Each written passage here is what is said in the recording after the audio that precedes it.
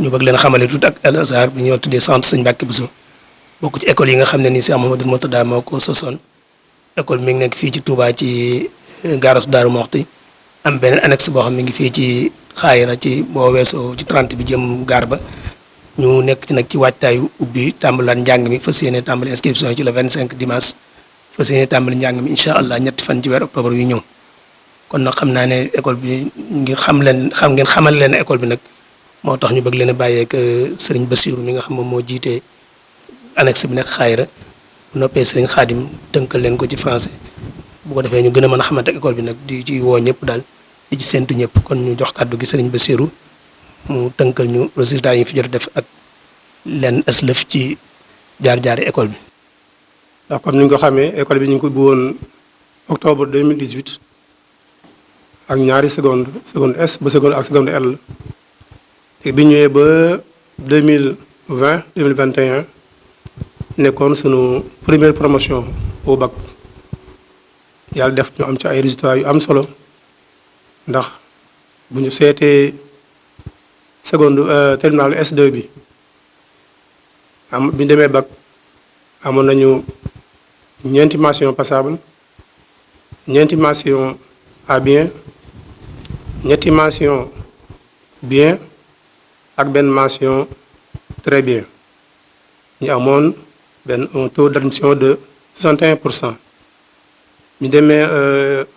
terminal L2 amoon nañu mention amoon nañu 11 mentions passables léegi bu ñu demee waaw daaw ci baccalauréat bi yàlla dogal aussi ñu amoon ci ay résultats yu baax ndax suñ TS2 bi amoon nañu un taux d'admission de 70%. TL2 bi am un taux de 80%. lépp boole muy un taux d'admission total de 73,54%. loolu mooy seen résultat daaw yi ak yu ren yi maanaam bu ñu boolee sunu résultat yu daaw yi ak yu ren yi lii am na ay xale yu demoon ci concours général ay concours nationaux yi. amoon nañu daaw ñaari xale yu admis woon école militaire de santé am ñaar ñu admis woon ESP am kenn ko admis woon EPT ren jii si am nañu nekk ci liste d'attente yi incha allah ñu ngi am yaakaar ci ñu jàll. loolu daal mu ci gàttal mooy résultats yu daaw yi ak yu ren yi li muy ay résultats yoo xam ni yàlla dogal na bu ñu seetee département Mbacké yaakaar naa bu ñu kenn rawee ñaar ñoo ci topp ci lycée yi gën a mag ci département bi. kenn moo ñu jiitu woon ren jii kenn moo ñu jiitu benn lycée moo ñu jiitu incha allah bu école bi di war a ubbee ren jii lii lay war a am ci ay structure maanaam bu neex yàlla dana am benn maanaam TS2 benn TL2 ak benn TS1 première S1 première S2 première L'1 ak première L2 benn seconde L ak benn seconde S incha allah mooy li ñu war a jàng li ñu war a am incha allah bu école ubbee kon daal ñu ngi ci woo ñun ñëpp di sant vraiment di gërëm nag ki ko xalaatoon muy sëñ Mamour Mbacké di sant aussi ñi ko jiite ba ci ñi ma bokkal école bi le jaar ci sëñ Fallou Bousso ba ci ñi ma doon bokk école bi le ñu ngi leen gën di sant te di leen ñaan xamal ni moom xale yi daal lépp lu ñu wuti ci yeneen dëkk yi am nañ ko fii ci Mbacké am nañ ko fii ci Touba muy série yëpp ak it aussi yar boo xam ni yaakaar naa moom amul ci benn école muy yaru diine bi ak yaru l'islam bi bari daal ñoo am yaakaar ni moom incha allah xale bu fi ñëw li nga bëgg sëñ jàng da nga ko am bu neexee yàlla ñu ngi daal ñu gërëm ñëpp di sant ñëpp asalaamaaleykum wa rahmatulahi taala wa barakaatuhu. ngir mottali tuuti rek ci li sëriñ Bassirou wax xam ngeen école bi ñaari barab la benn mi ngi gaaraas daaru bi ci des mi ngi fii ci xaayira moom bi nekk fii ci xaayira la jiite waaye nag ba nekk ci gaaraas daaru mooy école cosaan bi foofu am nañ fa cycle maanaam préscolaire ba keroog ngay dem ba 3e foofu am nañ ko fa système bañ fay jànget mooy système franco arabe nag bu ngeen ko déggee mooy programme officiel bi ñuy jàng ci état bi Sénégal di ko jàngale ñëpp di ko jàngal école yi moom la ñuy jàngal xale yi bu ko defee yokkal leen ci arab bi làkk bi ak diine ji loolu moom la ñuy formé xale bi ba mu am BFM bu amee BFM nag léegi ñu doon xool ban option lay def mën naa def option L option S option LAR LAR mooy arabo islamique nga xam ñoom seen dominante arabe lay doon ak islam ba tey bu am nañ ko fële terminal LAR moom it daaw def nañ ci résultat yu baax a baax ndax 29 candidats la ñu amoon 25 yi am nañ seen bac muy taux de maanaam réussite boo xam ne àgg na ci 86%. kon loolu tam ñu bàyyi ci xel bàyyi xel ni école bi ni Al Azhar tënkoo ci diine noonu la tënkoo ci diine mooy xale bi moom lépp loo fi mën di jàng yaa xam S ngay def L ngay def LAR nga loo mën di jàng diine ji da nga koy jàng ba kër nga am bac bu ko defee yarub diine bi dañ koy bàyyi wàll xel ni sëñ bi bëggee woon dëkk bi tuddee noonu tam ñu ciy bàyyi xel bu baax a baax kon loolu mooy li ñu bëggoon a yokk ci li sëñ Bassirou doon wax kon loolu mooy daara ji di daara joo xam daal bari nañ ñu ko bari na lu ñuy wuti feneen te mu yomb fii lool te it ñu koy def ci ndigalu nag sëñ Mame Mor mi nga xam moo nekk ci bopp Al Azhar yëpp waaye di ko def ci ndigalu sëñ Sadio mi nga xam moo jiite liggéey bi ci Al Azhar ak mboolem ñi nga xam ñoom lañ seqal liggéey bi kon ñu fas yéene tàmbali liggéey bi nag dimanche le 25 ci weer yi lañ koy commencé inscription yi war a tàmbali njàng mi incha allah ñetti fan ci weeru octobre. Au nom de Serigne Mame Mor Mbacké Mourtada, président du conseil d'administration des établissements Al Azhar, au nom de Serigne Saliou Mbacké Mourtada, directeur général des établissements Al Azhar, au nom de Serigne Fallou Bousso Hassan, qui est le directeur du centre, ici présent, et Monsieur Bassirou Gueye, qui est le proviseur du lycée. Nous vous souhaitons tous la bienvenue en cette journée de présentation de l'Institut Al Azhar, Centre Serigne Mbacké Bousso. L'Institut Al Azhar, Centre Serigne Mbacké Bousso, comprend d'abord une section préscolaire, communément appelée section maternelle. Nous avons une petite section, une moyenne et une grande section. Nous avons également un cycle primaire du CI au CM2. Nous avons un collège de la 6e à la 3e. Nous avons un cycle secondaire de la seconde à la terminale. C'est un centre créé en 2008 par Serigne Mame Mor Mbacké Mourtada, reconnu par l'État du Sénégal et qui a opté pour le système éducatif franco-arabe, en toute conformité avec le programme officiel du ministère de l'Éducation nationale. Cependant, l'éducation islamique et la langue arabe y occupent une place prépondérante. Les enseignements apprentissages qui y sont dispensés sont similaires à ceux des écoles publiques, à la seule différence que les disciplines liées à la religion sont beaucoup plus accentuées. Nous avons également une spécificité au niveau des classes primaires, ce qu'on appelle les classes spéciales, qui est un système bien de chez nous, et à la demande de la population pour donner une chance peut-être aux enfants exclus du système éducatif, car ayant opté au préalable pour un enseignement coranique, voulant ainsi intégrer le système formel. Qui dit classe spéciale, dit maître spécial, dit programme spécial, taillé sur mesure pour ces enfants qui ont maîtrisé et mémorisé le Saint-Coran. Donc, ils ont un seul handicap, c'est ils ont un âge plus ou moins avancé par rapport aux autres enfants du système classique. Donc, nous avons créé une classe spéciale pour ceux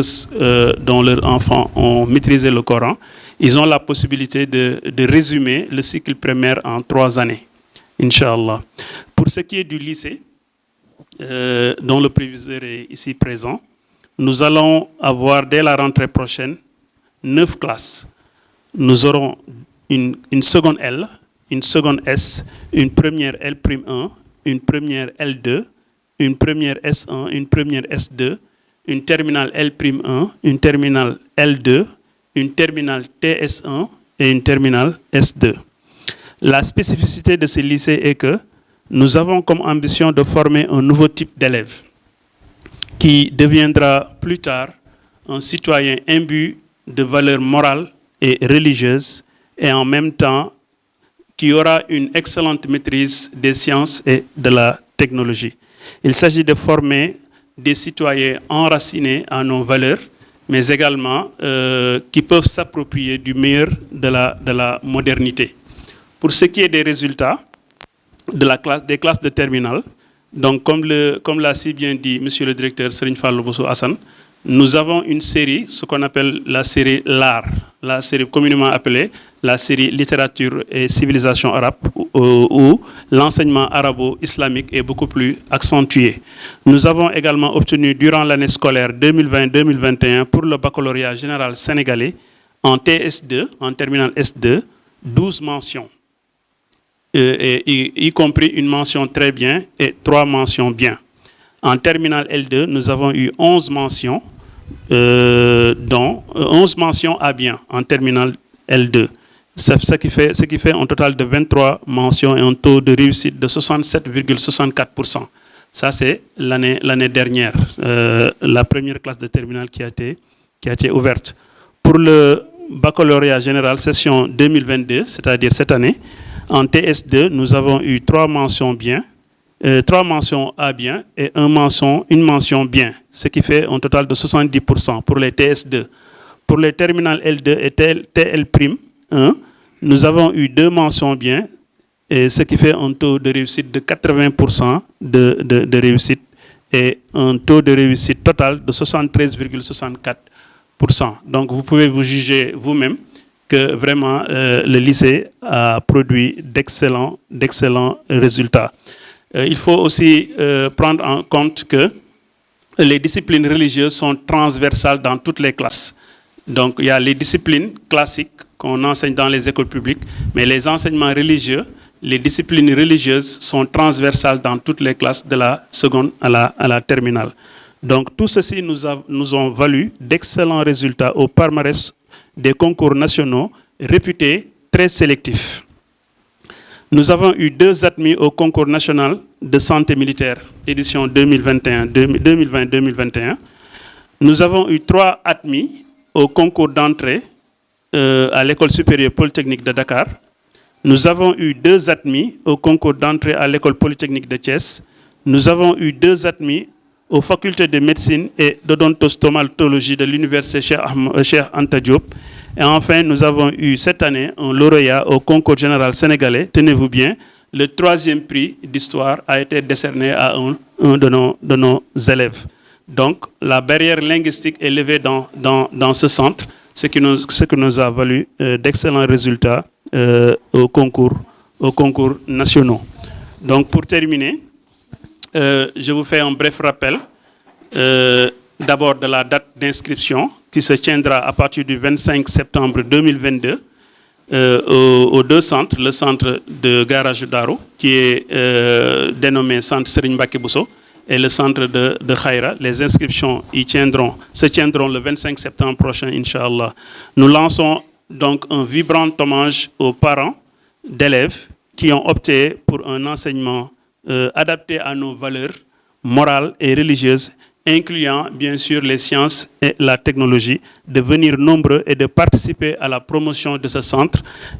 Serigne Mbacké Bousso 6 au Garage Daro. Donc je vais terminer en remerciant Serigne Mamor Mbacké Mourtada qui est l'instigateur, l'initiateur de ce projet, et que Dieu lui accorde une très longue vie et que tous les objectifs soient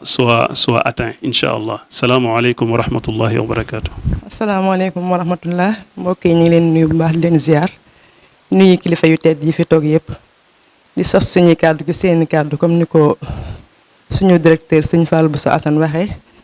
ak sëriñ Khadim Mbacké ak sëriñ Bassirou Gueye di xamal ne incha allah inscription yi dina commencé